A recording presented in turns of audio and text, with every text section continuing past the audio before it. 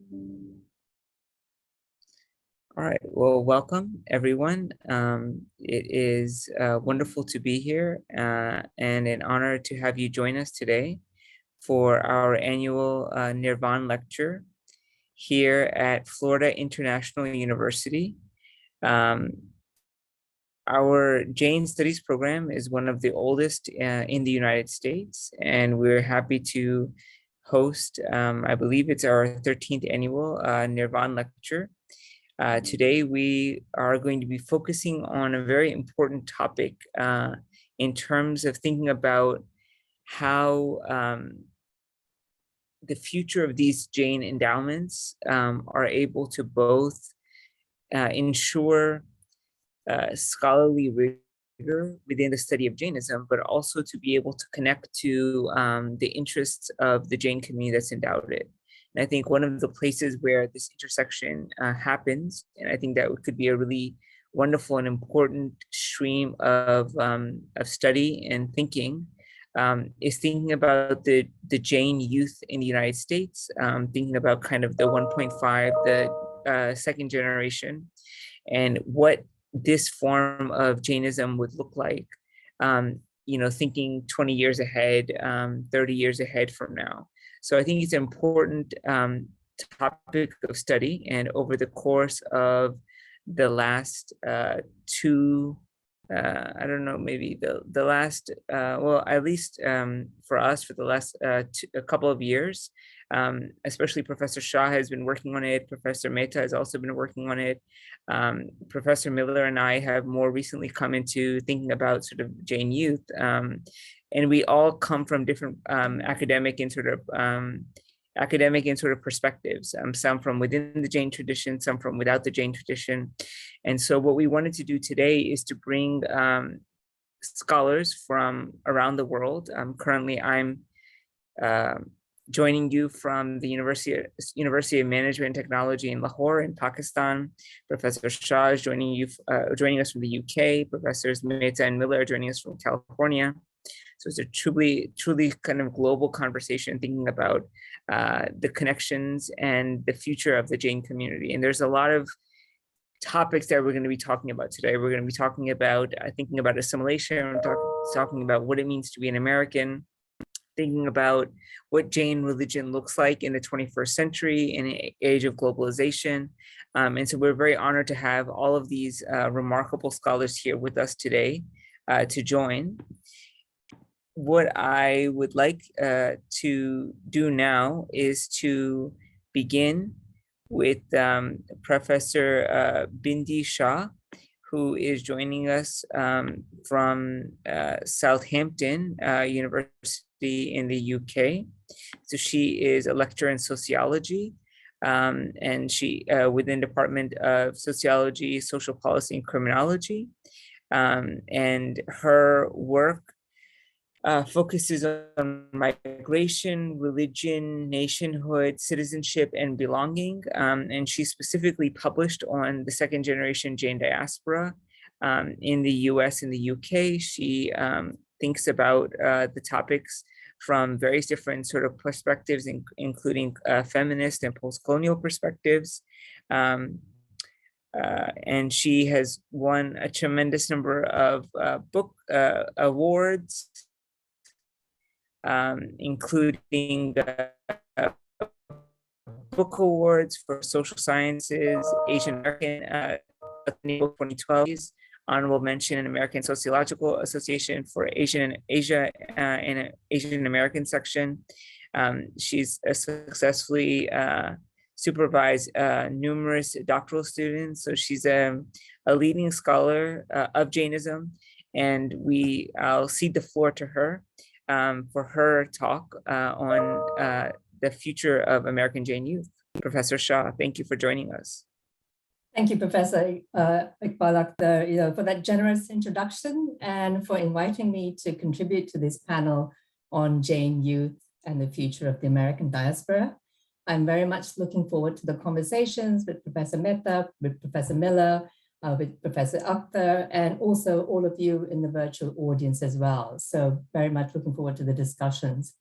What I thought I would do is begin by introducing my broad research interests, because I'm a sociologist. I'm not a Jain studies scholar per se. And I come to the study of Jain youth from an interest in how the children of Asian immigrants in the US and the UK are constructing their identities and a sense of community and belonging in the diaspora. About 10 years ago, I had the opportunity to conduct an in-depth ethnographic research on young Jains between the ages of 18 to 30. And in sociological terms, I call them second generation Jains because they're either born in the US or UK or came to these countries with their parents at a very young age. And in this research, I've been interested in several questions. How are young Jains interpreting and practicing Jain Dharma? What meaning does this practice have for them in their lives? How are young Jains translating or transforming a Jain Dharma in new settings? And what kind of communities and community organizations they are building? So the study involved in-depth interviews with 30 young Jains in each country, 60 in total, and they all identified as having some sort of committed practice to Jain Dharma. But I want to point out from the outset that my participants do not constitute a representative sample of all Jain youth in the UK and the US. And so I'm not claiming any generalizations here. My research also included participation in several YJA and Jaina conventions in the US, and one Jain convention and several events organized by YJ UK in Britain. I also analyzed magazines, newsletters, websites of Young Jains UK and YJA, and other materials that have been produced and consumed by young Jains. And I've interviewed people whom I identify as lay leaders in the Jain community who interact with Jain youth in each country.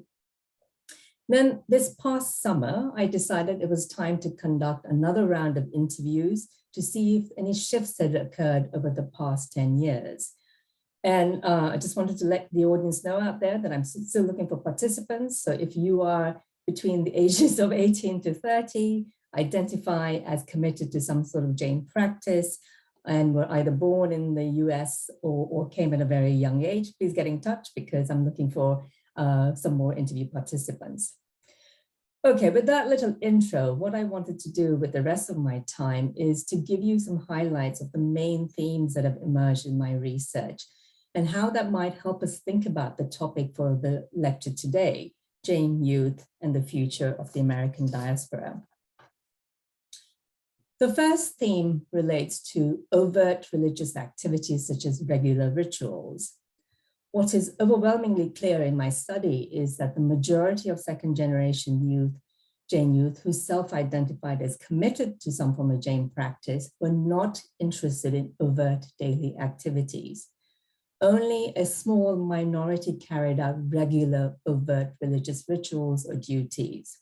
So for example, in the US, 2 women and 1 man performed Samayak on a regular basis, though not daily, and 1 woman in the US had observed 8 days of silence during Paryushan. Similarly, in the UK, 2 women and 2 men in my sample performed Samayak on a regular basis, though not daily, and 2 women and 2 men had observed 8 days of silence during one of the Paryushans that they had participated in. In the UK, none of my participants visited Jain temples regularly.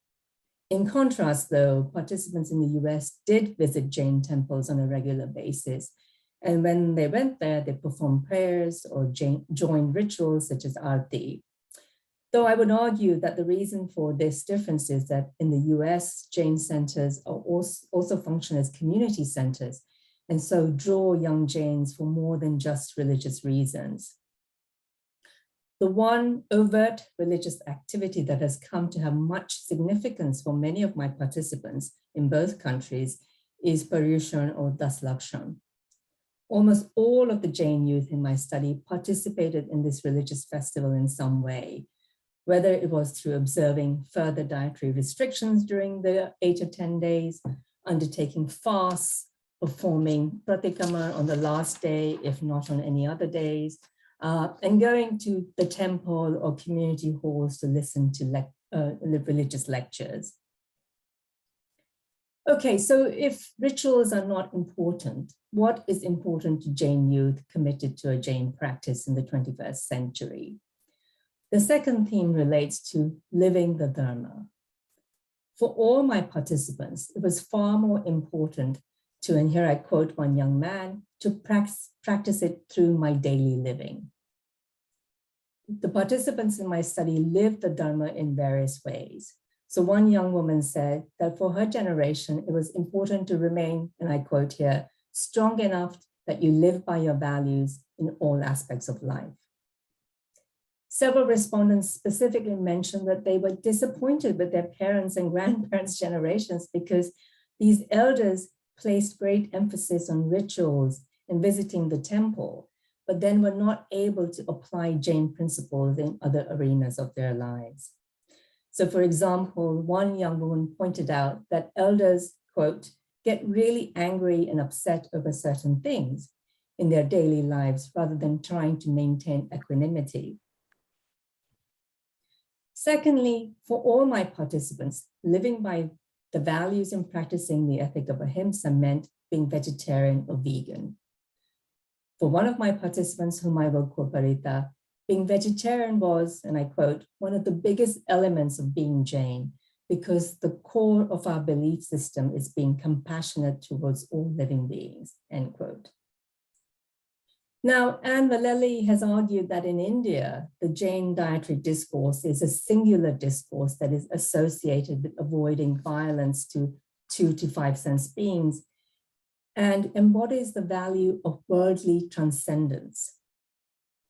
However, in my research, I found that in the US, this discourse is being broadened to encompass world-affirming values of compassion and ahimsa, which, while not absent in the traditional discourse, is now linked to social change, animal rights, and more broadly to environmental sustainability in both countries. So since the late 1990s, many young Jains in the West have been influenced by the animal rights movement and have chosen to adopt vegan diets as one way to practice the ethic of ahimsa, a trend that I also found among some of my participants. Akash, who had been vegan for several years when I interviewed him, said it was important to have a general awareness of animal rights issues as well as environmental issues, because both are linked to the Jain maxim of preventing or minimizing suffering for all 5 to 1 sense beings. A third way that some of my participants showed commitment to practicing Jain Dharma was to spend time to understand what they called true religion. They engaged in continuous reading and reflection of Jain religious texts, prayers, and stories, either through self-study, participation in peer-led study groups, or by attending Jain study classes at local Jain centers. And finally, a fourth way that my participants showed a commitment to Jain Dharma was by engaging in seva activities that ensured the reproduction of the Jain community and Jain practice in the diaspora. So some of my participants were active as national or regional representatives of YJA or in their local Jain center, or indeed in the Srimad Raj Chandra youth groups, which emerged in the UK around 2010 and in the US a few years later. Through these institutional structures, they were involved in teaching Jain Dharma, organizing events that would be attractive to Jain youth, and producing newsletters, magazines, and podcasts for a youth audience. I now want to spend a few minutes to talk about why it was important for Jain youth in my study to live the Dharma and spend time understanding the true Dharma. Firstly, practicing Jain Dharma in these ways provides a moral compass for young Jains in the diaspora. Many of my participants said practicing Jain Dharma helped them to be what they called a good person. Jain youth are living in and growing up in pluralist and multicultural, multi-faith societies like the US and the UK. So Jain philosophy and principles and the related codes of conduct help young Jains to navigate and deal with multiple and often conflicting value systems. For instance, my participants in the US in particular mentioned the prevalence of violence at multiple levels in US society. The principle of ahimsa and the related codes of conduct help my respondents to distinguish between right and wrong responses to instances of violence that they encountered in their daily lives. Secondly, it is important to live the Dharma because Jain youth live in a time and place where there is a complexity of living, in which change is rapid and intense. The number of choices one has to make about any aspect of life has proliferated, and there is a great deal of risk and uncertainty. For young people, these risks and uncertainties are often related to jobs and careers, or increasingly to unexpected death and chronic illness amongst those close to them. And over the past 18 months, the COVID-19 pandemic has brought additional risks and uncertainties. So for some of my participants, understanding Jain philosophy and values help them to deal with such uncertainties and risks in modern life and to control their negative emotions during difficult times. Just to give you one example here, one young woman whom I interviewed said that her understanding of karma theory had helped her deal with the difficulties she was experiencing in finding a job in the financial sector for which she had been trained. In describing how she dealt with the emotional ups and downs, she said, and I quote, "I took away with the attachment to what I really, really want, opened it up a little bit more, and then actually got a really good job," end quote. Now, this job was not in the financial sector, it was actually at a yoga center, but she came to realize that this job had actually revealed her true calling.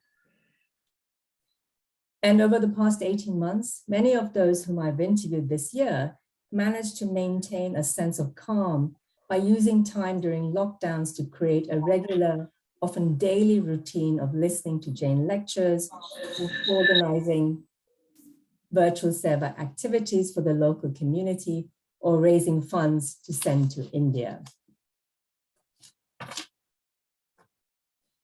And the final point that I want to make is that a focus on living the Dharma and spending time to understand true Dharma enables both young Jain women and young Jain men to follow a committed Jain practice in the diaspora.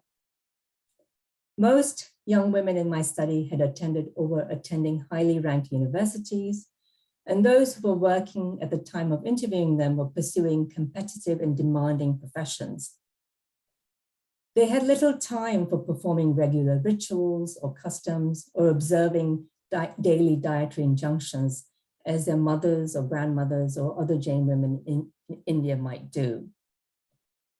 So a focus on true religion allowed them to develop a committed Jain practice that revolved around living the Dharma in their everyday life, following vegetarianism or veganism and regular religious study. The one point in the year when they took time out of their busy schedules is during the festival of Parushan or Daslakshan, as I mentioned earlier.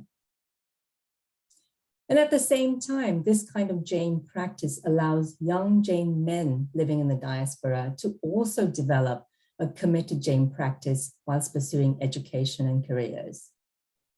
This is different from research, particularly that in India, that suggests that men demonstrate their commitment to Jain Dharma through donations to the temple or to the Jain center, or taking leadership positions in Jain organizations, or waiting to become more religious when they retire.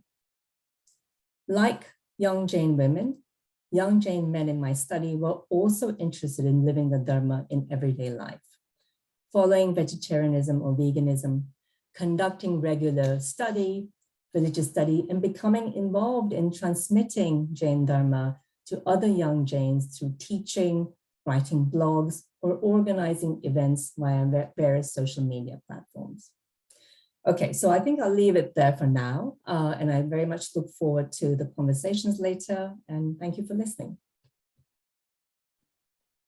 Wonderful. Thank you so much, Professor Shah. Really appreciate that very, very detailed study that you've done, and we look forward to learning more about that in discussion.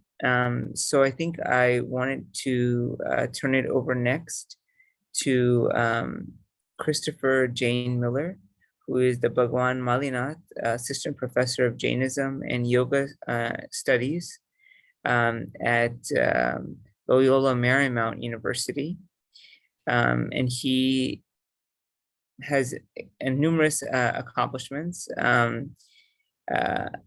from various fellowships, including the Mellon Indian Ocean World's Dissertation Writing Grant, to work on surfing yogis. He's taught courses on Hinduism, Jainism, and yoga, Sanskrit, articles focusing on Jainism, yoga, and ecology.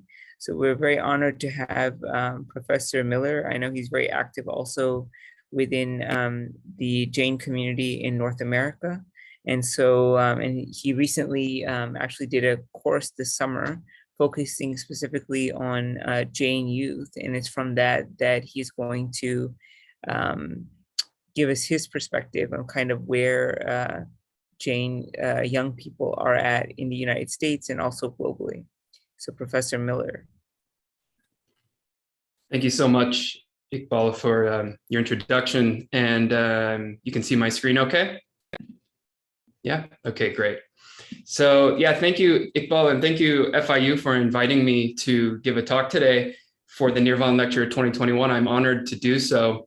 I'm going to talk today about a course that I taught over the summer, this last summer, called Earth is Calling You, a comprehensive course to rediscover and apply your Jain Dharma.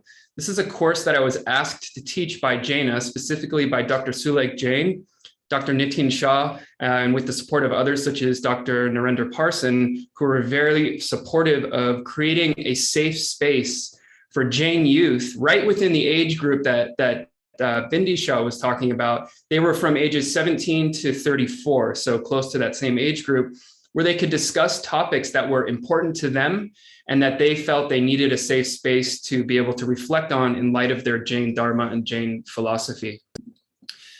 Just to briefly show you what the contents of this course were, and this comes from a almost 500-page course workbook that I created for this course. We met with Jain youth from around the world leading up to this course to ask them, what are the things that are important to you? What do you want to know about your Jain tradition? And how can I help you navigate those questions? So all the things that you see here across 15 days for 3 hours per day, so it was a 45-hour course, and it was offered free with the sponsorship of Jaina, were covered in this course. And you can see that these were the topics that were of importance to these Jain youth. And what I'm going to do is just walk you through some of them to give you a sense of the types of questions the Jain youth were asking. We had a total of about 50 registrations, and we had about a dozen students who finished the class in total. So some people had to come in and out. It was a big commitment, but I'm going to walk you through what some of those things were to show you really what the diasporic concerns were in the tradition. Many of the students came from India. Also, many of them came from UK as well as from America. I was really surprised on day one that the students were interested in knowing about very basic things in their tradition. They wanted to know the meaning of Jai Janendra. They wanted to know the meaning of ahimsa. They wanted to review why they are practicing or committed to the 3 jewels. So we went into really great detail and gave them a space to ask those types of questions to set a foundation for everything that would follow.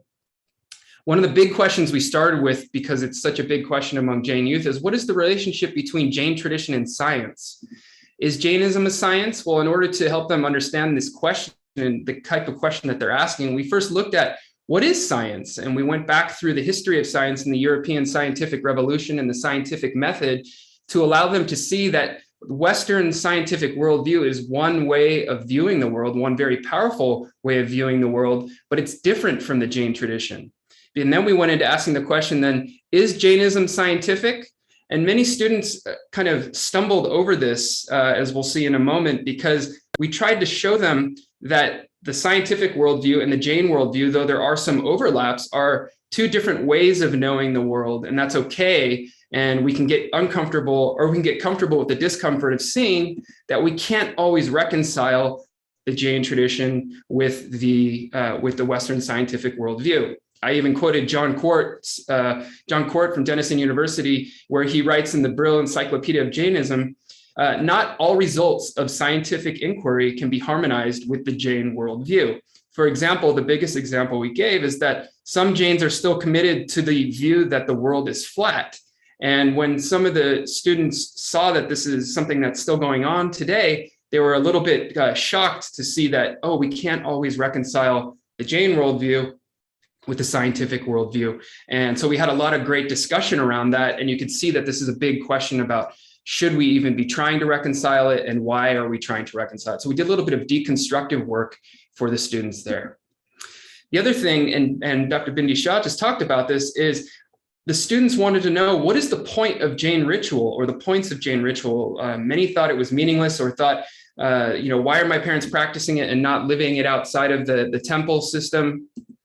And so in order to sort of reinvigorate an appreciation for Jain ritual, we talked about the origins of Jain ritual. What does it mean to even practice ritual more broadly to sort of embody Jain philosophy?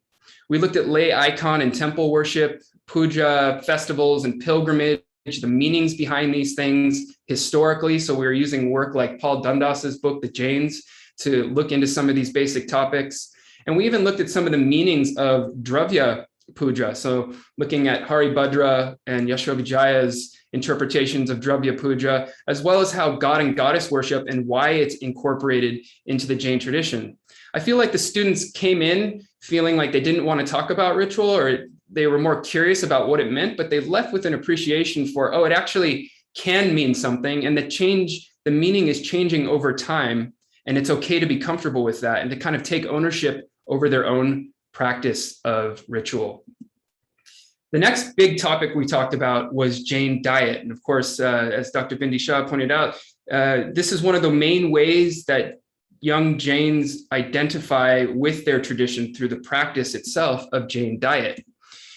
We reviewed why Jains are committed to compassion and non-harming of animals. We looked at 1 through 5 sense beings to understand from the perspective of the Tirthankars and Jain philosophy why it's important, according to karma theory, not to harm beings to the extent possible. And then we looked at the list of abhakshas, the forbidden foods of Jainism, very closely to help them understand why root vegetables are forbidden according to Jain tradition, why other more obvious things like meat, but also things like figs, and try to help them understand the cultural logics that were underlying these abhakshas, or these forbidden foods, in Jain texts, so that they could understand the logic and then decide for themselves, do they want to commit to that or not? We also then addressed the topic of Shakahari. What does it mean to be vegetarian? And Dr. Sulek Jain pointed out to me that Shakahari is the word that we are really contending with here when we're trying to decide if one should be vegetarian or vegan within the Jain tradition. And a lot of the students, when they saw the implications of a vegan diet versus the violence in the dairy industry, many of them actually transitioned to being vegan during the course, and were committed to that as a practice of their Jain values. Another important topic amongst Jain youth was Jain views on alcohol. Many of them wanted to know if they can drink alcohol and why so many times they've been told they can't drink alcohol. Of course, alcohol is a huge topic that comes up both for young Jains who are in high school and college, as well as young professionals who are surrounded by the pressures and temptations of Western society to consume alcohol in these social settings. We first looked at common contemporary Jain reasons for not using alcohol. So I wanted to show them what some of the elders in the tradition are saying and writing about it. For example, we looked at the blog Jainism Says, which is, I believe, run by Praveen Shah. And we unpack some of the reasons for health and as well as spiritually why the Jain tradition forbids the use of alcohol. We also then went into Jain texts to look at the scriptural prohibitions on alcohol. Why is it that Jain texts proscribe alcohol? What does it do? And particularly, we focused on a lot of the consequences of drinking alcohol in the Jain tradition, which were primarily because it creates a diluted worldview, according to Jain texts, but also some of the other consequences and how it fits in with other lists of things that are considered to be detrimental to one's spiritual progress on the Jain path towards liberation. And so again, we didn't tell students don't drink alcohol, but we allowed them to ask the questions in light of their philosophy so that they could make a decision. Do I want to, or do I not want to drink alcohol, and why? So it was really trying to create a safe space to approach these difficult things. We also looked on day 9 at gender in the Jain tradition. So we looked at the fact that the Jain tradition, generally speaking, has 3 different genders, and that there are important gender differences between the different traditions, Shvetambar and Digambar, particularly the fact that women cannot be liberated in the Digambar tradition versus the Shvetambar tradition. But more importantly, we looked at lay gender roles. So we looked at some of the different roles that males and females take within the Jain tradition, specifically with regard to things like fasting, doing business, giving, philanthropy, who really takes those roles up. And what I started to notice as I worked through this is a sort of progressive stance among the Jain diaspora, particularly in Western countries, where they saw, feminism and the values of feminism as important and wanted to see women elevated into roles of leadership. And we actually had guest speakers come and talk about that in particular. Finally, we looked at Malinath, which my own chair is named after, the only female Tirthankar, according to Shvetambar tradition. And there was a little bit of debate there as to whether or not, of course, Malinath could be female. But I was also surprised that even those among the Digambars who were present in the class, there wasn't a huge pushback against the idea that Malinath could be female. And so I got more of the sense that there was more of an openness to tradition, to women having this possibility within their own tradition to be liberated and to take the role of a Tirthankar. On day 10, we looked at sex and the body in the Jain tradition. Of course, along with alcohol, drugs, food, and all other things, the body is a central concern within Jain philosophy in terms of our attachment to it. And so what I tried to show them within the Tattvartha Sutra, for example, is that it's necessary to have to have good health or to have a good body, generally speaking, from a karmic perspective, in order to be able to engage in spiritual practice. But ultimately, you then have to renounce the body fully in order to attain liberation. So we played with this tension, and you could see the tension between the young students who are mostly concerned about their bodies, wanted to look good, wanted to feel good. We even had Jainil Shah, a Jain bodybuilder, come speak to us about his own sort of tensions with being a bodybuilder as a Jain. He's really well known on social media, and also the fact that we can't be attached to the body. So they got a real sense of what those tensions are like within the Jain philosophy versus the way that their actual lives are and the pressures they have to maintain themselves. We also looked at the concept of Brahmacharya and what it means within the Jain householder life specifically, and as it applies to them, how it applies in the steps towards liberation for the Jain lay householder, because of course, sex in the body is a huge topic, and they're under the very fast changing world that we live in and are exposed to all kinds of thoughts and ideas through social media. And so I tried to show them through Jain text what it says about these kinds of things. And there was a lot of, again, trying to create a safe space for these students to be able to have these conversations that they felt were normally uncomfortable or they were afraid to ask within their own tradition. So the feedback we got on the course is that they felt very safe asking these questions. We then took a deep dive into ecology, environment, and animals in the Jain tradition. As Dr. Bindi Shah also mentioned, these students are very much concerned with this world, with animals, and specifically with the environment. We talked about Punjapols, what those mean in India as animal sanctuaries. And a big topic there was climate change. Of course, this is a universal concern right now, and the Jain youth have a very particular set of questions they're asking because they're concerned about the way that Jains consume, being so wealthy and how much Jains consume. They were really not afraid to ask the question of, we have all this wealth and we make all this money and we consume. Don't we have to kind of take that into consideration with regard to our own climate impact as a global community and as a global business community? We also then, of course, didn't leave them hanging, and we talked about potential Jain solutions to environmental challenges, various forms of entrepreneurship that Jains could enter into to help with renewable energy, to help create plant-based foods, to spread the plant-based lifestyle, to become actively engaged in the global environmental movement and global environmental activism. And the students were really keen on, as I've said before, a lot of them became vegan as a result when they saw the climate impact of dairy, and were really happy to get more involved in the community. And related to that, on day 12, we talked about social justice in the Jain tradition, and on a related topic, politics. The students wanted to know, what's the relationship between Jainism and politics? How does my vote fit in with my Jain values, and who do I vote for based on the principle of nonviolence or non-harming? We looked at Acharya Tulsi and the Anuvrat movement. We looked at Acharya Chandanaji and a lot of the great work she does with Virayatan in Bihar, and some of the students have been involved in that themselves. And we also looked more specifically at the impact of Jainism on global social justice movements. So we looked at Gandhi, we looked at Martin Luther King, and we looked at the way that nonviolent resistance and politics is a powerful way to create social change and to reinvigorate the students to want to participate in these types of things on their own. Finally, on day 14, we looked at career and leadership role models. We had a lot of guest speakers come in, Jain entrepreneurs, Jain leaders within Jaina, who gave us talks about the roles that these students could start to take in their own lives to make a positive impact and institutionalize Jain values wherever they were. And so just to conclude here, Jain youth, they really want to know how Jain Dharma applies in their daily life.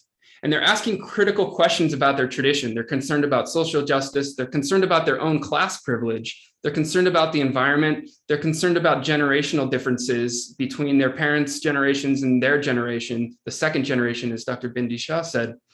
They're very progressive, creative, and powerful if given the space, and are becoming also more globally connected through social media and the internet.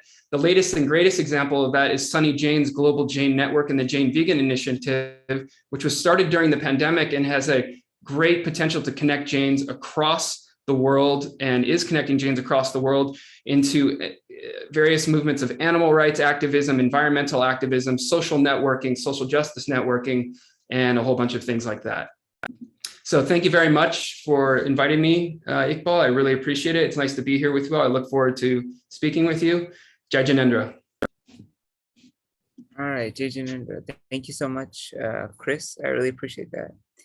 And very interesting, I think, the type of innovative work you're doing with connecting with Jain youth and developing especially the materials that they need to kind of intellectually engage with their own community in their own language, I think, which is a huge deal. I think that the language barrier and being able to understand it within this sort of logical context, I think, helps them rationally understand their own tradition, which I think is really important for second generation Asian Americans and of course Jains as part of that.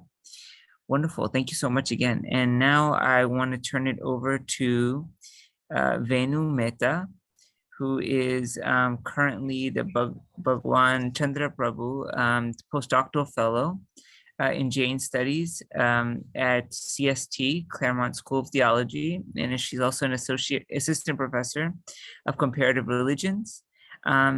Her doctoral thesis focused on the Jain goddess Padmavati, and she has completed her doctoral work at the University of Florida, and we're very happy that she is also, to say that she's also an alumni of Florida International University.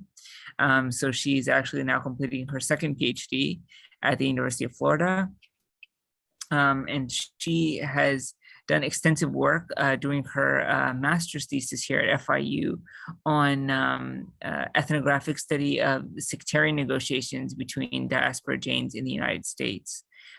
She has had many different awards, including the Fulbright FLTA at Indiana University in Bloomington. She's taught Gujarati there. She herself was a professor in her own right in India before she came to the United States and is doing a second doctorate in Jainism. So she's an accomplished scholar, a writer, a translator in Gujarati, and we're very honored to have Professor Mehta join us. And I will turn it over to you. Thank you, Dr. Iqbal. It feels really a great pleasure to be back as a speaker, as a panelist at the Jain Studies program of the university where I had my own foundation. So I'm really thankful to all my mentor, including, of course, you on my committee, Professor Woz, Nathan Katz, and everybody. And of course, I see my another mentor here, Dr. Bindi Shah. She had spent several hours discussing with me on my diaspora work before I moved to Padmavati research. And it was pleasant listening to you, Dr. Shah, and of course, Dr. Jane Miller. Well, I would talk about how American Jain youth actually contributed in construction and reconstruction of a Jain identity within the US. And some of the themes that emerge that I will take support of, this theme emerged from my extensive ethnographic research for my master's project during the year 2016 to, 15 to 17. So, and a part of this theme emerged is because of when I was discussing my topic and my questions with Dr. Iqbal Akhtar, and he asked me that, Venu, would you like to ask and inquire about what's like a Jain identity post 9/11? And that actually helped me a lot. And that actually introduced me to a kind of a completely new structure of that, how even children and youth, both age group between like 5 to 12 and then 12 to 18, helped Jain, first generation, second generation, like parents, help construct their own identity within the US. So what I found that when I interviewed, of course, I did not talk to the children directly, of course, informally, but when I talked to them, I realized that there are two things happening. The first thing is that they are constructing and reconstructing their Jain identity in a multicultural world of the United States of America. And the second thing, they're recreating, reconstructing their own Jain identity, so external and internal. Now, what was that Jain identity and how the youth helped in recreating the Jain identity for their own community, for their own space, and so on and so forth. So the thing that I found out, and the major theme that emerged, was sectarian negotiations. And I could see a question there, of course, that was for Dr. Shah, but I might answer that question in my presentation. So I found that there is a new identity going on. There's a construction of new identity is still in shape, and that's a sectarian negotiation. Now, what is sectarian negotiation? And so sectarian negotiation means to overcome all the barriers of different sects within Jainism and to live with complete integrity and overlapping and not falling into any sectarian windows, but to be just like simple one, Jain identity. So some of the answers were, when I asked questions to this young generation, the kids, they said like, I am Jain. So they did not even know that I am Swetambar, I am Digambar, I am this, I am that. They just would say, I am Jain. Now, how this is a result. So what was the process? Let me go a little back to that.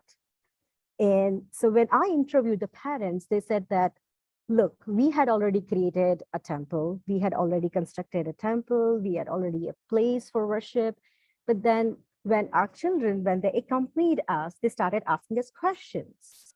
So the cognitive questions they had was very stimulative for them. It's very reinforcing. It was inspiring them to rethink about their own identity within the Jain tradition in the US, as well as for the other communities and religions outside.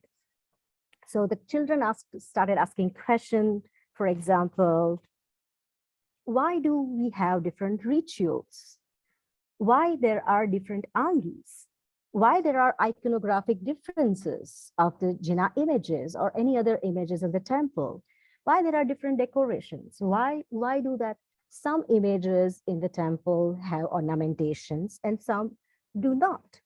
why do one group sits in one side and other group sits on the other side, and so on and so forth. So it felt that the children were curious about the differences, and the parents, the answers, the responses that I received from the parents, that was the moment, and I'm quoting, that was the moment that we realized that we need to look into this matter very seriously. And so they rethought about that differences, holding on to differences will not work, because they wanted to give a definite Jain identity to the new generation, because when they go out in the society, they have to introduce themselves. And it seemed that was really confusing for them to, because it's a small community. For example, it's 100 family in one place, and in one city, maybe 200 families in another town, in another city. So the motivation was to give one single, separate Jain, unique Jain identity without any sectarian differences and features.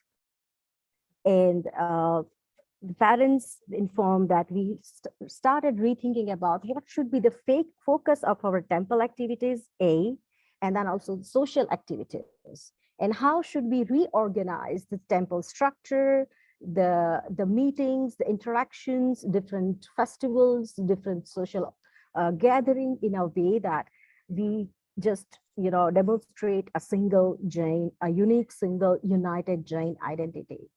And then after it made certain changes into, of course, there is a kind of a overall a kind of a unique Pathshala program, but they started also introducing some features to the Pathshala at their local level, where they introduce a teaching where they do not inform them about just the difference, but also the similarities and a commonality between the different sects. So in my finding, children were curious to learn about the rituals. They were curious to learn about, at the same time, they want to learn about the differences of different sects, but they were really not very willing to accept that there can be a difference. Because when they started meeting other people outside, their friends in the school, in the neighborhood, they just wanted to say that we are Jain. So my finding in I would just like to end my talk here with saying that the construction of the sectarian negotiation among the Jains, amongst the religious diaspora, among the Jains in the US, is actually, in a way inspired by the youth. And they see a very pragmatic aspect of Jainism, a social pragmatic aspect of Jainism, because just not the religion, they are more concerned also about the social identity outside their own Jain group. So that's something very unique about American Jainism, that is very much inspired by young generation. And yeah, so I think that's all. Thank you. Wonderful. Thank you, Professor Renu. Really, that was very interesting. And it was really great to get the process as well, to think about kind of how you got to this research and the methodology of sort of connecting to them. So I think now what we can do is we can open it up for the question and answer session. But I guess before we do that, did you, as panelists, did you want to respond to each other or say anything to each other in terms of the presentation that you saw? And then if you have something to say, we can say that, or if you don't have anything to say, then we can go to the questions, and we already have 2 questions up as well. Please, Professor Shah. It was very fascinating to listen to both Chris and Venu. Chris, it was interesting that the themes and the questions that the young Jains who took your course echo actually many of the themes that I found 10 years ago. So in many ways, the same issues and the same concerns and the same sort of quandaries Jain youth are grappling with them. And so that's really interesting to hear that even though YJA has kind of been dealing with some of these issues in their conventions, it's generationally, we're still having to address the same kind of quandaries. But also the concern with social justice. And I think what was new, is the recognition of class privilege amongst the participants in your course there. So that was very interesting for me to hear.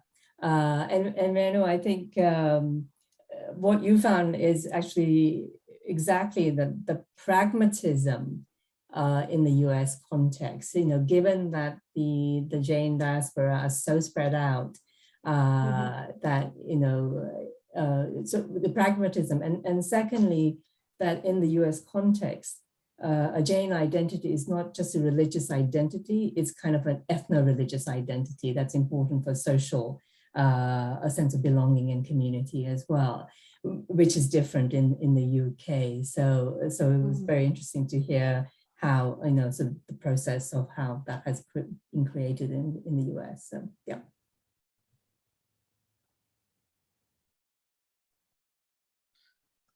Please, yeah, Professor Miller, yeah. Yeah, but I was thinking along the same lines as Bindi Shah. So Bindi, yeah, I hearing your presentation backed by data, really made me feel like what I thought was sort of anecdotal at first, these topics I was teaching actually are kind of grounded in the reality of what Jains in the diaspora are thinking. So yeah, so many of the topics I tried to mention it as I was going along. And with regard to the class privilege, I was also surprised by that when the question came up among several of the Jain youth, and it led to a long discussion about what do we do about this. It's not usually, it's something we talk about in the academic circles with regard to any tradition or group, right? We always ask questions of class, and I was really surprised that they brought it up. I didn't kind of prod for any of that, and they were the ones who, it emerged from the Jain youth, like they were able to see it, and I was really actually surprised and actually quite happy to have that conversation with them. Yeah, and as Venu was saying, that the pragmatic side of things, like you mentioned, the focus was always on how do I apply this in my daily life? What does this mean for me today? And really moving away from, and I know that this whole event is kind of framed in the sense that there's a moving away from ritual towards making an ethical life out of Jainism. And I felt like the majority of the class, besides the time that I was talking about Jain ritual to kind of just show them some of the history of it, that was what they wanted to know. Please tell me what I'm supposed to do with this in my daily life. And just the very idea that you could take Jain texts and put them into practice was sort of a social fact, I guess, of what that is that they wanted to do. So anyways, I appreciated both your conversation or both of your presentations, because it really made me feel like, okay, the class was grounded in something solid and real, in some social science. So thank you. Yeah. Thank you. Please, Professor Bena, yeah. Meta. Dr. Shah, I have a kind of, not a question, but I want to share some experience, and maybe you can help us with that. So being a young scholar, I mean, young not in the sense of age, but young in experience, and also a new teaching Jainism, and it's a kind of a new experience. And so what I am experiencing these days while teaching Jainism to my students at CST is that, so when we try to teach about Jainism, now we have at least two models to talk about, like what is the Jain identity and what Jains do. One is Indian, and one then is, of course, since they are in the US, it's the component that we will, of course, fascinated to include in our teaching, that Jain.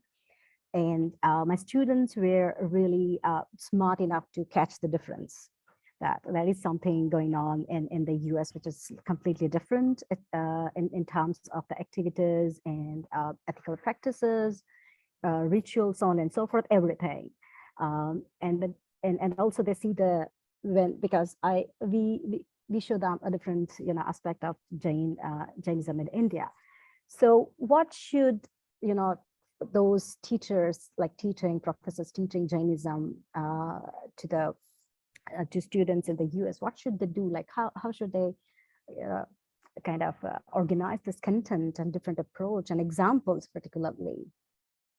And what themes which emerge when when you use two different kinds of models to show them different aspects of Jainism?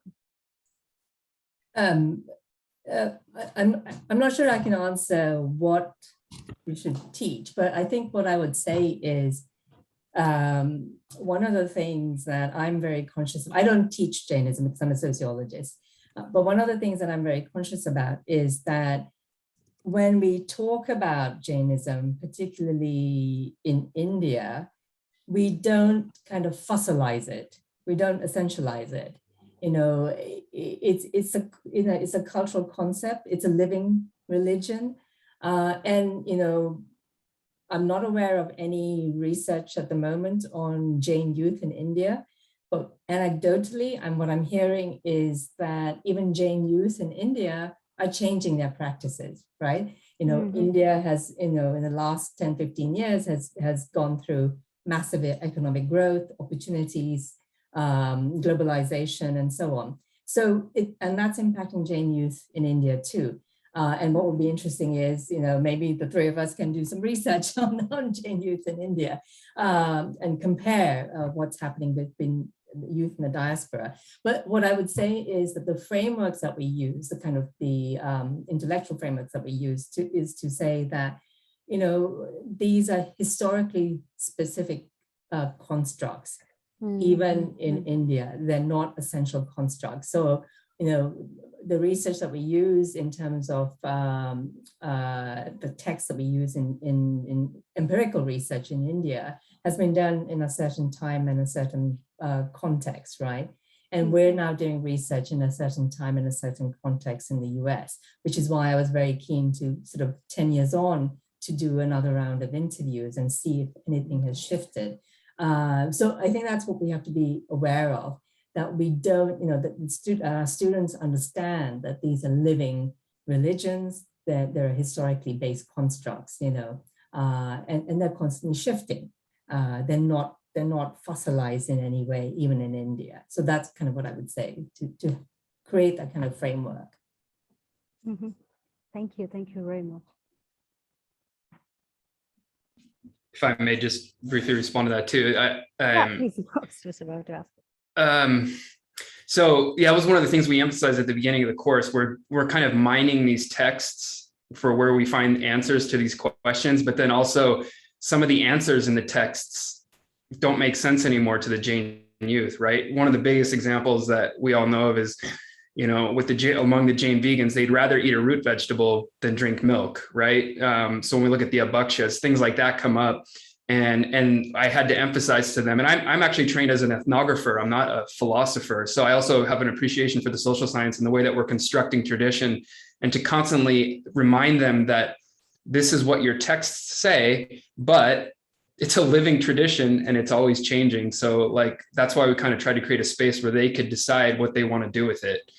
So I felt a tension within myself pedagogically between wanting to not essentialize the tradition, but also give them some ground to stand on from which to make a decision from a pedagogical perspective. So yeah, thanks. Thank you, Dr. Shah. Thank you, Dr. Mira.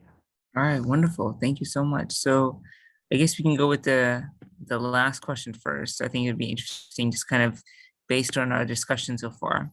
So this is from John Court. So it seems to me that in a time of the global intertwined movements around issues of race, such as Black Lives Matter and Dalit Lives Matter, any discussion on Jain youth and the future of American diaspora needs to include race as a factor in your research and analysis. This applies also to the study of Jain youth in Europe, UK, Canada, and India, especially as race is constructed differently in the various nations and cultures.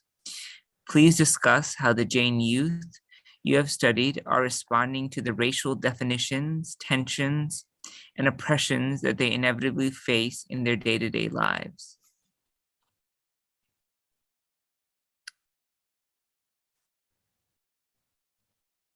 Yeah, anyone? I read John's question. Thank you, John, for your question. I read that earlier in the chat, and I was trying to think back on when that came up in the class. that I was teaching. And it did at the point when we reached social justice and we started talking about Gandhi and Martin Luther King and the civil rights movement in the US, as well as Black Lives Matter to a certain extent. And some of the students were a little bit dismayed because they had experienced it firsthand, as you're saying. And one of them brought up, for example, the Bindi Murders, I think they were called, or attacks that occurred on the East Coast in the United States, where so many people of Indian descent were attacked, brutally attacked, just simply because they had a bindi and because of the color of their skin and the way they dress. So there was a concern, and also some of the students, not only in that class, but also in my own university class, who identify as Jain or even just as Hindu or one of the Dharma traditions, have also kind of related to me the increased tension that they're facing on the ground in America just because of the color of their skin. We recently had an incident at our own university where a student was mocked and teased because of the color of her skin. And it's really kind of, it's an important topic, I agree. So I think if I were to teach this class again, I would probably add a section more devoted to looking at it in the American context, more carefully from a historical perspective, to help them understand how they fit into it. Because a lot of the students were concerned about that and brought up a lot of incidences, like such as the ones I'm describing, the Bindi murders and stuff like that. So yeah, thanks, John. Can I come in there, Iqbal? Please. Yeah. No, I think you're absolutely right, John. That's a really, really important question. And I think the other difference that my interviews this time around, this past summer, has raised, particularly in the US context, is an awareness of privilege, class privilege and race privilege, particularly in the US context, that many of the participants, in many ways, class has protected them from overt racial incidences, maybe not subtle, but certainly overt racial incidences.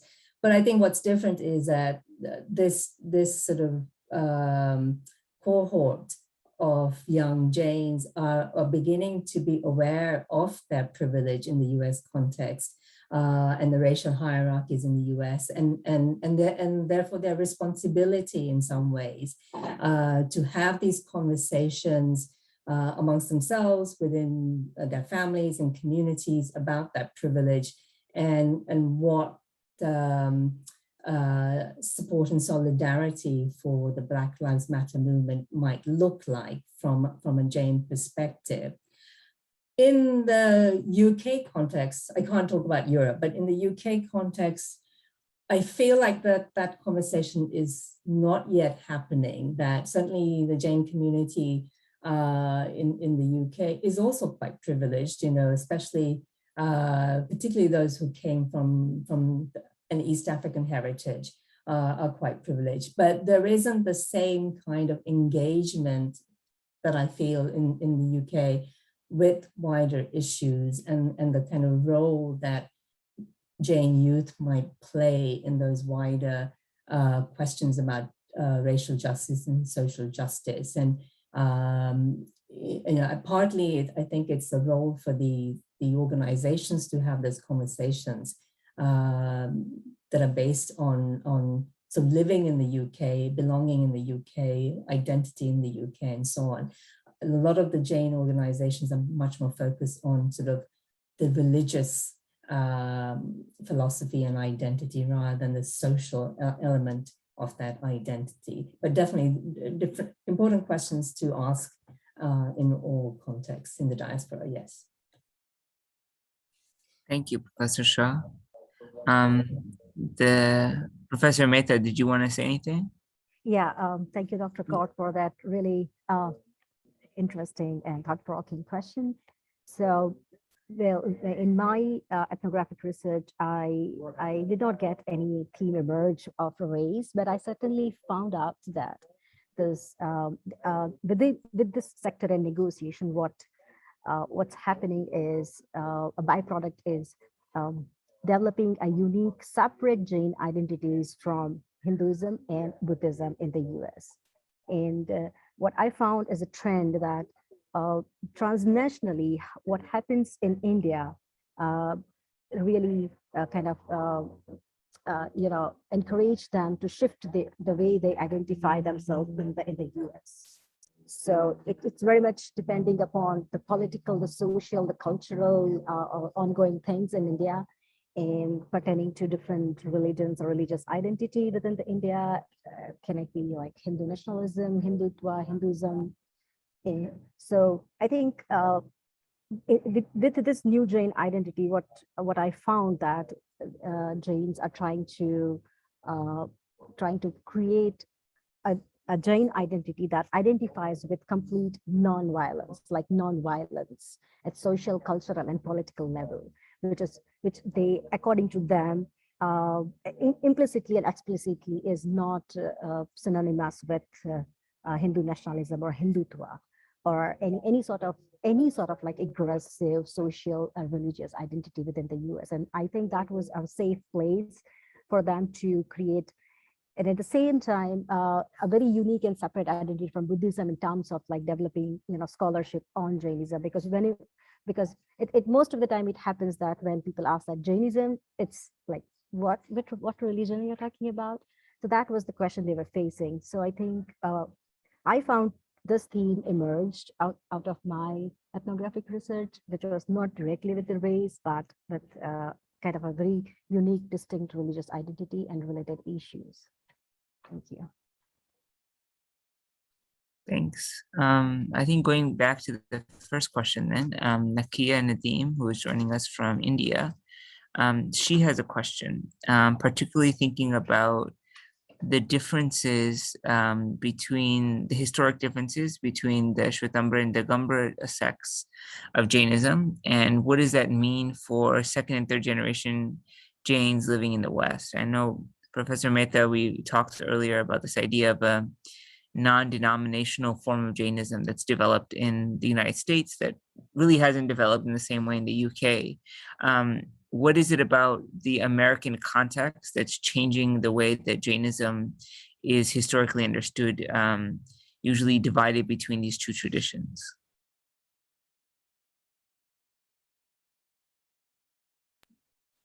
I can speak just from my experience teaching the class and getting really more involved with the Jain youth over the past year, really.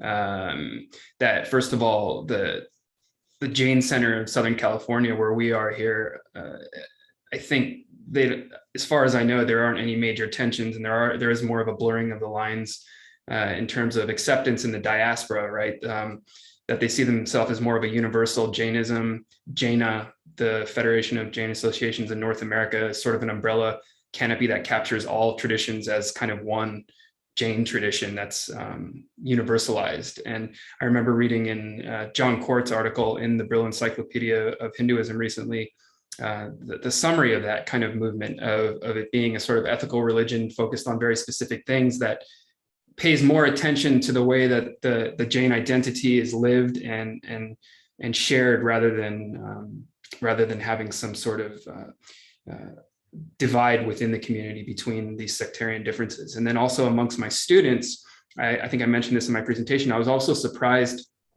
I guess I shouldn't have been surprised, but oftentimes when I talk about things like Malinat in public settings, I get a lot of comments or private messages to me that are upset that I said Malinat could achieve liberation, even though I'm saying according to Shvetambara tradition. But among the youth in the diaspora, particularly, there wasn't pushback against these major sectarian ideas as I presented them.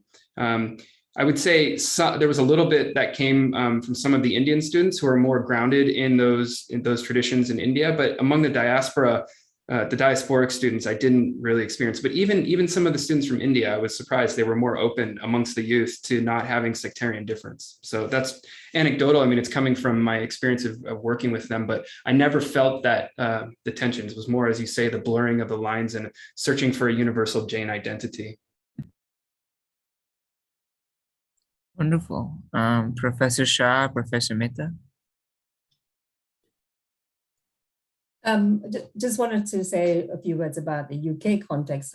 It's a bit complex here in the UK, I think, that it varies between what's happening in London and perhaps what's happening in other sort of major cities in the UK, such as Manchester or Leicester. Certainly in London, where the majority of Jains live, in terms of the temples, we tend to have sectarian specific temples. But in my conversations with the second and third generations, for them, these sectarian differences are not important. For them, what's important is understanding, the term that one of them used before is the true religion, understanding the philosophy, the ethical values, and so on. So I'm not sure if the first generation still sort of speaks to that. So there's a bit of complexity here. But in places like Leicester or Manchester, where there are much smaller communities, I think those sectarian differences may have blurred already amongst even the first generation, simply because of the pragmatism that there isn't a large enough community to have different sex-specific temples and so on. So, but there isn't.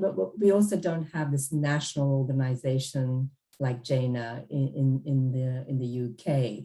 There are attempts to create something, but at the moment there is nothing established to sort of pull everyone together. So we'll see how things go forward from in the UK.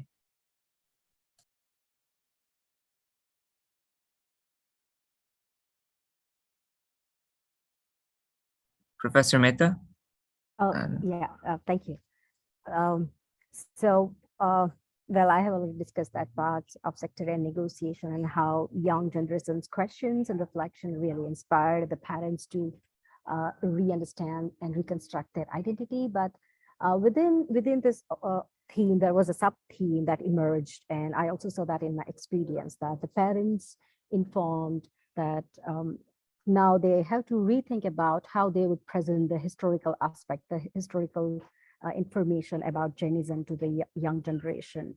So it was a very delicate and deliberate discussions and thinking process about like what aspect of history should be highlighted. Should it be the sectarian identity, which is actually very fascinating and interesting, right? But at the same time, by doing that, they did not want to overshadow the commonality, the common grounds. So there are several different ways they could negotiate and they could work out on this situation. But one of them, if I would have to give an example, one of them was to really pick and choose those aspects which is common to all. And then some interesting aspects, sectarian interesting aspects, as a matter of historical fact, as a matter of historical piece of information, as a matter of historical religious study, they would, of course, share it with the young generation so they know the diversity and richness of their history. Because what they found was that cutting them off from the historical information, which includes lots of diversity within the sectarian denominations, is also not a healthy practice. Because, and I think I think Dr. Iqbal Akhtar and Dr. Miller will also remember that when we had those clubhouses discussions, several young generation people asked lots of questions about history. They want to know more about the temple history of Jain traditions. And this would come with the package of sectarian features and attributes. So I think that's a very interesting, fascinating, maybe a research project, that how is history being rewritten and approached and being delivered to the young generation. And maybe under the leadership of Bindi Shah, who could do that. Thank you. Thank you very much, Professor Mehta. All right, the next question is thinking about Jain support for human rights and then the relationship with Hindutva. So how do American Jains or second generation American Jains think about this idea of human rights? And I guess it's also connected to the idea of what we talked about earlier in terms of race and class privilege. So if anybody wants to take that?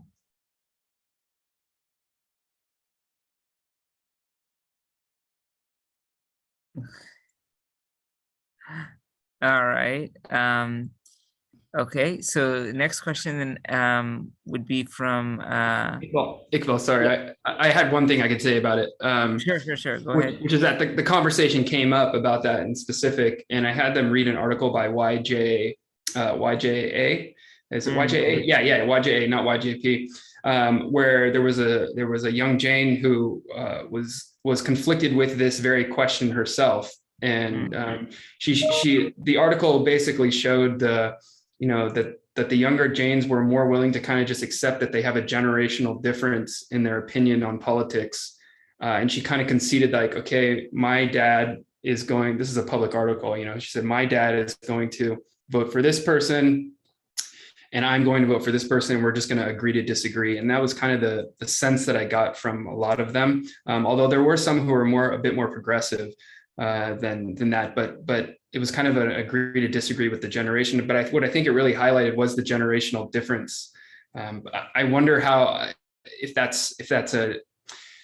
perspective is true across the board or not. I don't know. I haven't done a study of that, but I know other Jain scholars have asked the same question about where do the politics lay for Jains on a kind of generational scope. And I'm actually curious to learn more about that myself. Can I just come in there? Yes, I don't know if there's any research on that, but I think it's a really interesting question, and it speaks to young Jain's interest in social justice issues, I think, and politics widely. And I think, speaking as a Jain myself, I think there is a lot of reflection to be done about our relationship as a Jain community to those kinds of ideologies and what that means for how we're seen as a community, but also social justice issues and power in India. I speak a little bit about this in an article that I wrote on Virayatan and the relationships that Jannaji and the other nuns have with politicians from the BJP. Very briefly, I don't go into it in detail, but it's certainly an area that's worth doing some research in, yeah. Wonderful, thank you. I guess like going forward for each of you, if you're interested in kind of doing more research on Jain youth worldwide, this is from Dr. Kirti Jain. What are some how would you go further or deeper in terms of the research that you've already done on Jain youth? What are some new avenues that you think would be of interest in terms of researching? I mean, we talked a little bit about doing a comparative study between attitudes of Jain youth in India versus attitudes of Jain youth in the diaspora. Are there any other topics or other things that you think would have been of interest to you in terms of future research agendas?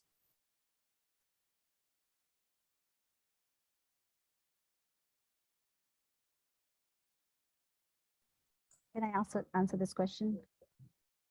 Absolutely, yeah, please go ahead. Yes.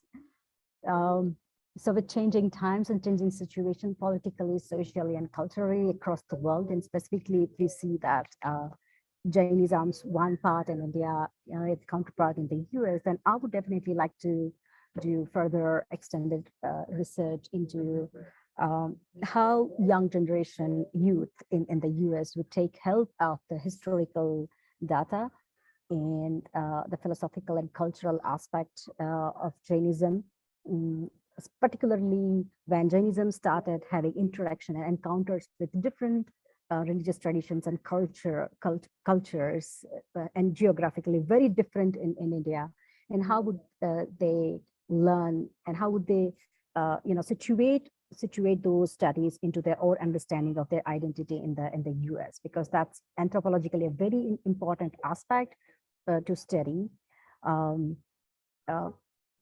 Because I feel that it needs to be dig out to see that what are different aspects they are constructing their identity, and what role this part will play into it. So I would definitely like to do that. and how that would result into how they demonstrate themselves among others, the cohorts and within the larger community, as a leader, as a student, as a community member, and so on and so forth. So Thank you.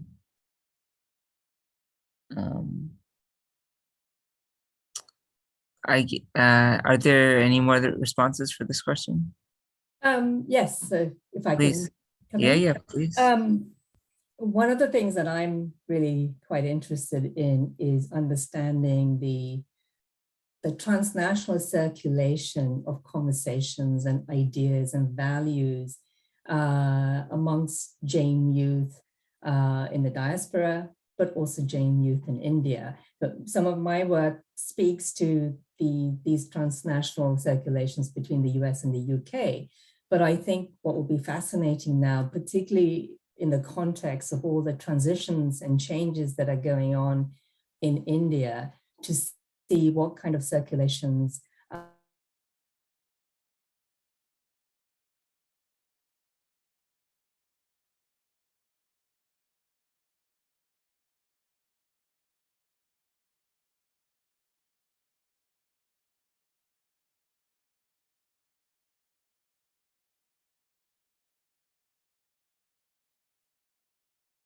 I think Professor Shah just froze there for a minute.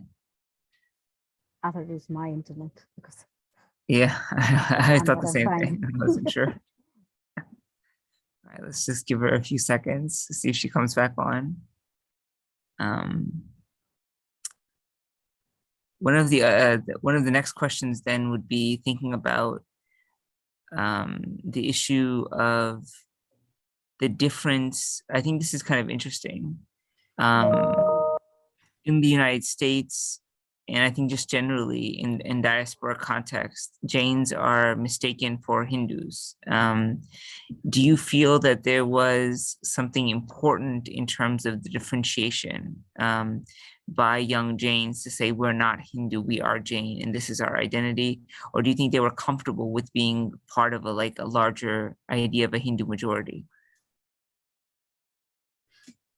Yeah, if I may, I think it depended where I was, but I encounter a lot of Jains in the diaspora who are heavily connected with Hindu organizations, both in Europe and in the US, and oftentimes work together to do all kinds of things. Like, for example, we just had the meal serving program for Thanksgiving, and there was a lot of collaborations between the Jain community and the Hindu community. So I see a lot of fluidity on the ground in terms of pragmatic work that they do, but from an identity perspective, it seems to me that they really want to understand their Jain identity as something separate and yet collaborating with the broader Hindu community as well. So I see a lot of collaboration and interaction that is sort of synergistic and beneficial to both. But in terms of an identity, I think that's something that's important,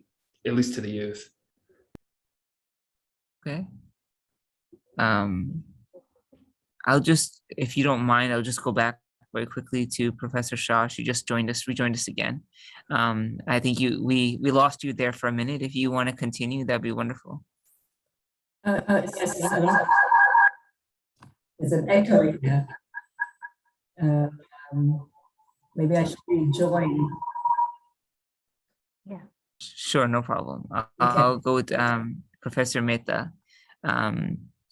Same question. Are there any issues being seen as Hindu or part of a Hindu majority, or is there a desire to differentiate between Hindu and Jain among second generation in the United States?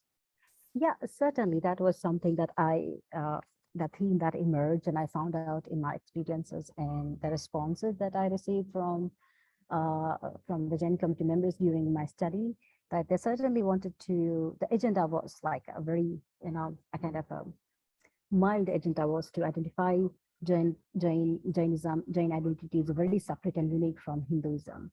So that was kind of a recurrent theme, and it can be seen I think the both parts of the world, also in India, it is going on, and also in here.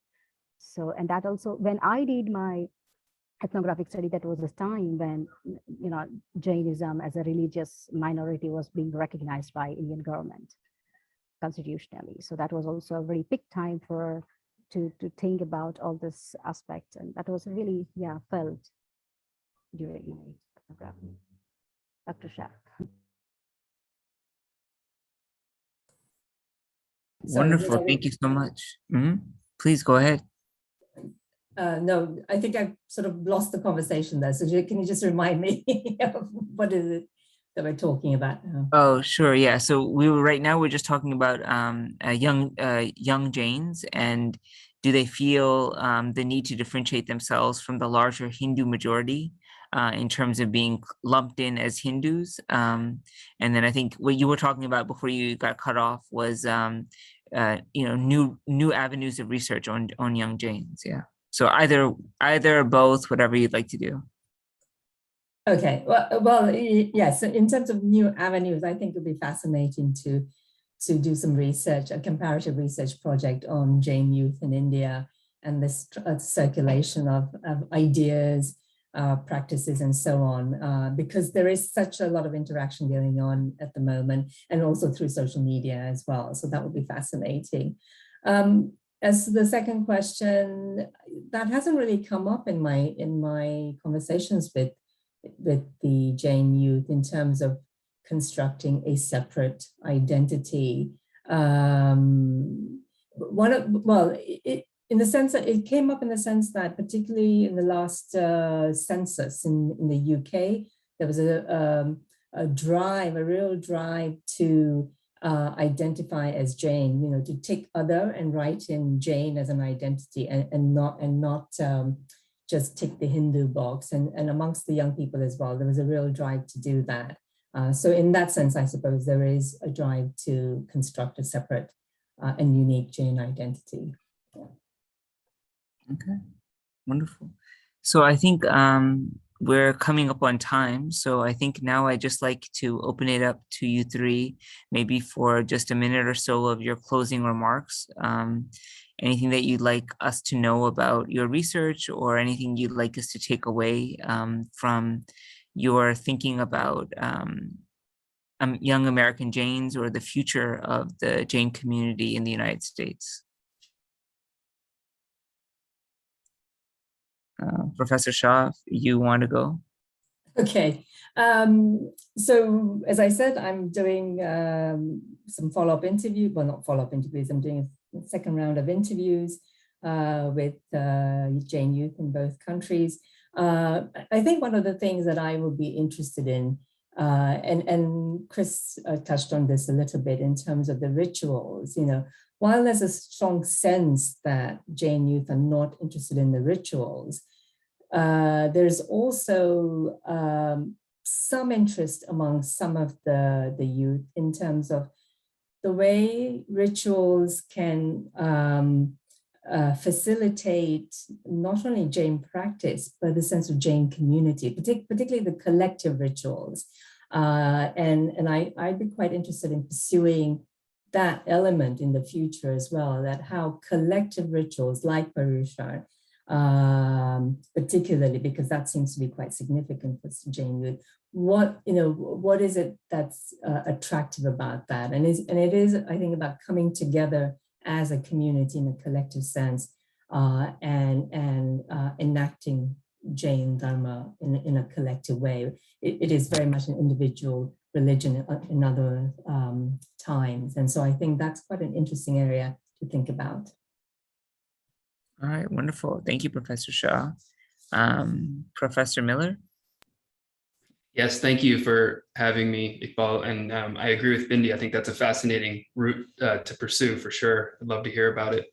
I think overall for me, I look forward to continuing to work with the Jain youth in terms of helping them answer their questions and navigate questions about how this Jain Dharma applies, and helping them continue to understand that this is a living religion, and to also support them in their endeavors to make the world a better place. Because the sense that I got from a lot of the students was they don't only want to be better Jains, but they really are concerned about social justice issues, environmental issues, and things like this. And in my own ethnographic research into particularly mostly into yoga communities, but now increasingly into Jain communities, I'm always interested in how these really high religious ideals meet the road, how the rubber meets the road, basically, because it's when that happens, when that friction happens between ideals and reality, that's where the beauty of ethnography kind of emerges, right? And I guess so from a pedagogical perspective, I'm really curious to see how Jain ideals all across the board meet the road, and then how we can support the Jain youth in helping them construct their own identity, and also, you know, take some pride in the tradition, which for me, it's something that I love personally. Otherwise, I wouldn't have changed my middle name to Jain, but I want them to appreciate it as well, and help support the global Jain community, just facilitate that process, but with a critical lens, right? Because I always will bring that into the study of any religious phenomena that I look at. So thank you for allowing me to present. It was great to hear Bindi and Venu as well, and I look forward to hearing from you all in the future. Thank you so much, Professor Miller. And with that, I'll turn it over to Professor Mehta. First of all, again, thank you very much for organizing this wonderful Nirvana lecture series in a panel discussion format. So it was a wonderful idea. So maybe I would like to continue with research on sectarian negotiations, but with like more new unexplored layers, and what are the different connections that it can entail, and it entails. That connects, that includes not only the Jain world here in the US, but what the Jain world looks like in terms of course, as Dr. Kaur said, like race theories, race aspects, Hindutva aspects. So maybe I'll like to, after my PhD project I'm done with that, I can pursue that further. Thank you. That'd be great. Yeah, I think it'll be nice. I think eventually if we're able to do like kind of a research team focusing on kind of thinking about different aspects of Jain youth, and even how Jain, one of the things that I think I like about working in terms of ethnographic groups is not just focusing on even just one group, but thinking about it kind of in comparative perspective. So, you know, thinking about, okay, young Jains, maybe young Hindus in the United States, Muslims, Sikhs, you know, there's so many different sort of groups, and looking at, okay, how are they negotiating? What are the differences and what are the similarities across the various groups? And I'm going to think that there's quite a lot of similarities actually in terms of the way that they're negotiating. So I think that it's a great avenue for collaborative research, which I think would be something that, you know, could really sort of benefit all of us. So with that, I will turn it over to Samaniji Chaitanya Pragya, who is our visiting professor from JVBI, and also Jain nun. So she is going to recite a benediction of the Namaskar mantra, and then we will conclude our session. So Samaniji, I turn it over to you.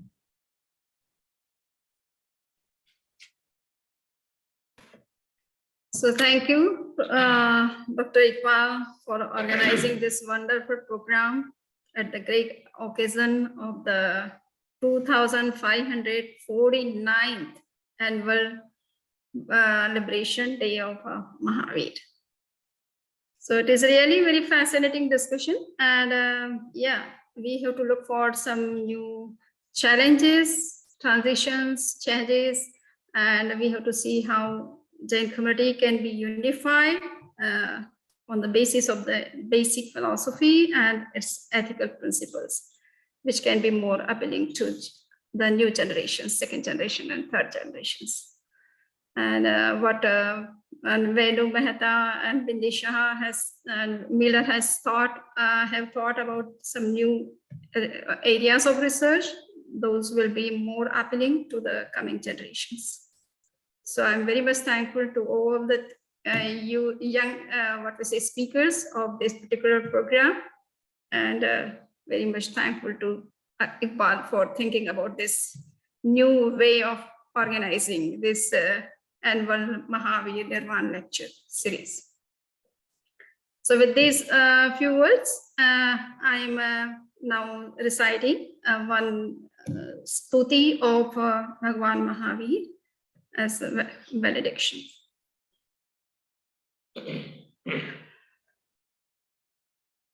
Om Ring Namo Arhantanam. Om Ring Namo Siddhanam. Om Ring Namo Ayariyanam. Om Ring Namo Vachayanam. Om Ring Namo Loi Savasahunam. Eso Panchanamukaro Savapavapanasano Mangalanam cha Sabbesim Padhamam Havai Mangalam. Yadi Chaitanye Mukuraiva Bhavaschidachita Samam Bhanti Drovya Vyayajanila Santontarahita Jagat Sakshi Marga Prakatana Paro Bhanurivayo Mahavira Swami Nayana Pathgami Bhavatu Me Tatam Brahmya Chakshu Kamalayugalam Sandarahitam Janan Gopapayam Prakatayati Vabhyantaramapi Sudam Murtiryasya Dasamagavai Vati Vimala Mahavira Swami Nayana Pathgami Bhavatu Me Yadiya Ganga Vimadanaya Kallola Vimana Brihajnanam Bhovir Jalati Janatam Yam Sapayati Idani Mapesha Buddha Janavarani Parichita Bhagat Mahavira Swami Nayana Pathgami Bhavatu Me Mahavira Swami Nayana Pathgami Bhavatu Me.